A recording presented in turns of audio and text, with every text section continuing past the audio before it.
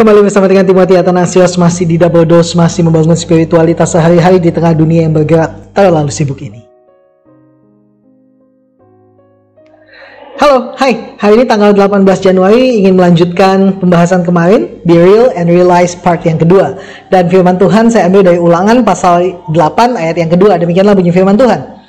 Ingatlah kepada seluruh perjalanan yang kau lakukan atas kehendak Tuhan Allahmu di padang gurun selama 40 tahun ini dengan maksud merendahkan hatimu dan mencobai engkau untuk mengetahui apa yang ada dalam hatimu, yakni apakah engkau berpegang pada perintahnya atau tidak.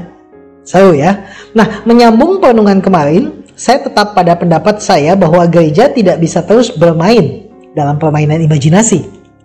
Ketika anak kecil bermain imajinasi itu namanya make believing. Tapi ketika orang dewasa bermain imajinasi itu namanya self-deceiving, menipu dirinya sendiri. Kita menipu diri kita sendiri ketika kita pikir kita berarti. Bandingkan Galatia pasal 6 ayat yang ketiga. Kita menipu diri kita sendiri ketika kita menganggap diri kita beribadah, namun mulut kita seperti orang yang tidak pernah sekolah. Bandingkan Yakobus pasal yang pertama ayat yang ke-26.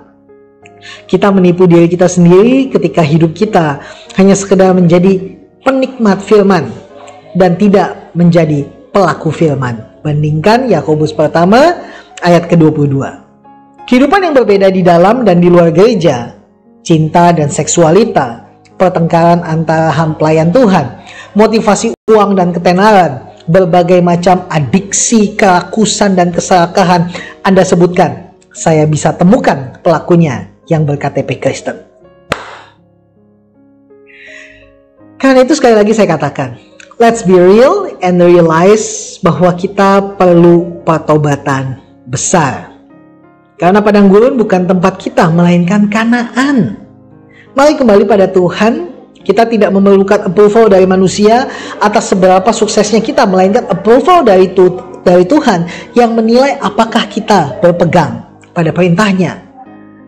Padang gurun ini membentuk kita untuk tetap mendekat kepada Tuhan, untuk tetap passionate pada Tuhan.